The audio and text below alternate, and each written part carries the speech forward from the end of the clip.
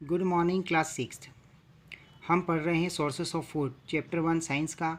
और हमें कहाँ कहाँ से फूड प्राप्त होता है, कैसे भोजन प्राप्त होता है ना। पशु पक्षी से अंडे प्राप्त होते हैं, हमें मिल्क प्राप्त होता है, किस प्रकार हमारा भोजन प्राप्त होता है हमें, उसके बारे में हम पढ़ रहे थे। तो अब हम नेक्स्ट पेज पर पढ़ेंगे, पेज नंबर 9 पर।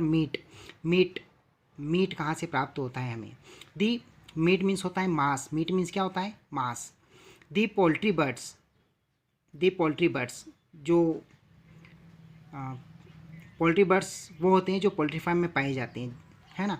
पोल्ट्री बर्ड्स जैसे मुर्गियाँ हुई, बतख हुए, है ना, वहाँ से हमें मीट मिलता है। फिशेस मछलियों से, गोट्स भेड़ों से, शीप और गोट्स भेड़ों से और बकरियों से, एंड पिग्स सूअरों से। From 70% of the meat production, इन्हीं सब से हमारे देश में 70% जो है वो मीट प्रोडक्शन होता है, मांस का उत्पादन होता है।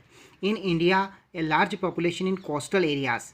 कोस्टल मीन्स होता है समुद्र तट, एरियाज मतलब क्षेत्र। कोस्टल मीन्स होता है समुद्रीय तट, एरियाज मीन्स क्षेत्र।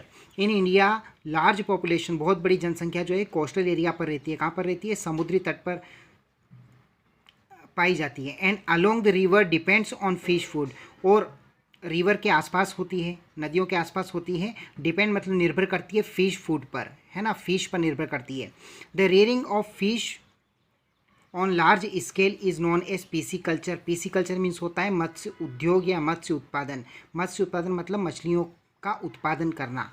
The rearing of fish on large scale, rearing मतलब पालन पोषण करना, मछलियों का पालन पोषण करना एक बड़े पैमाने पर, इज नॉन एज पीसीकल्चर। उसे हम क्या कहते हैं? मत्स्य उद्योग कहते हैं, मत्स्य उत्पादन कहते हैं।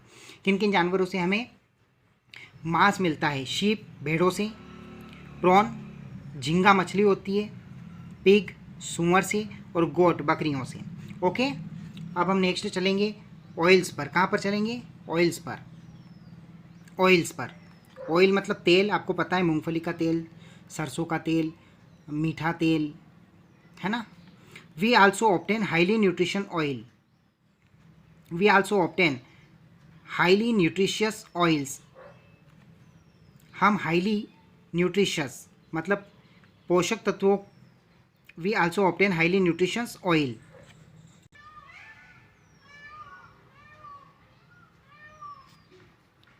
ऑयल्स के बारे में पढ़ रहे हैं हम। We also obtain highly nutritious oil.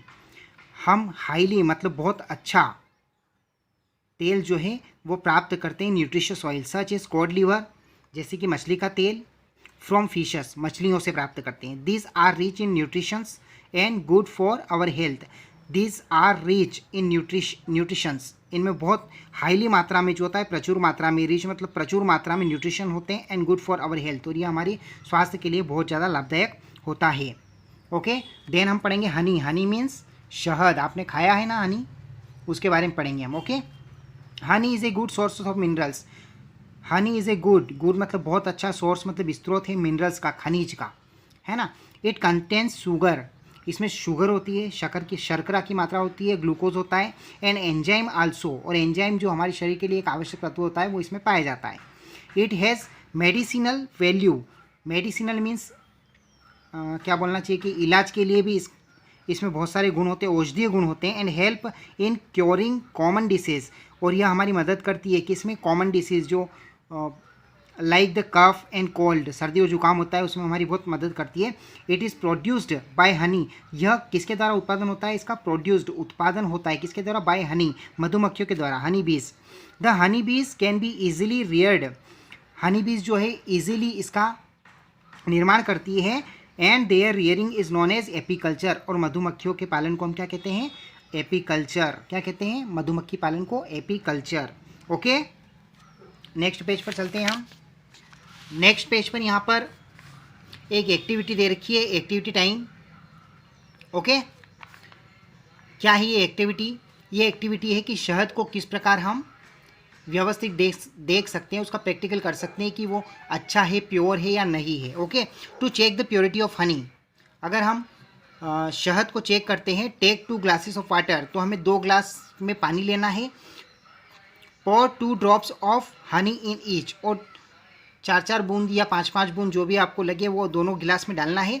It a continuous thread is formed through out the glass, it is pure Honey. अगर थ्रेड मतलब धागे बनते हैं, अगर एक गिलास में धागे बनते हैं तो वो प्योर हनी है, it is pure honey. If no thread is formed and honey dissolve it is camper.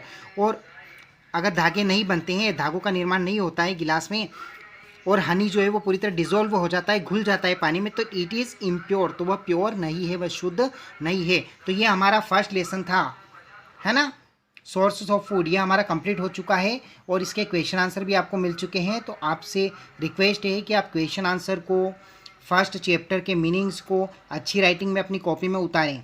Okay, उसके बाद हम जो है नेक्स्ट करेंगे, हम क्या करेंगे, true false fill in the blanks जो इसमें दिए गए हैं वो हम फिल करेंगे। ओके, तो आज के लिए इतना ही। Okay, all the best.